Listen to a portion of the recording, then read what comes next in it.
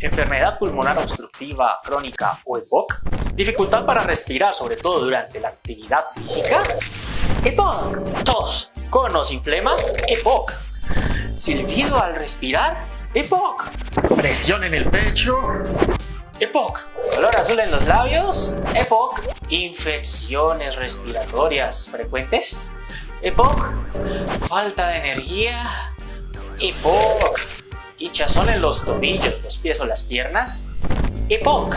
Consulta con tu profesional de salud ante cualquier síntoma, porque la salud es el cambio. Medimas EPS.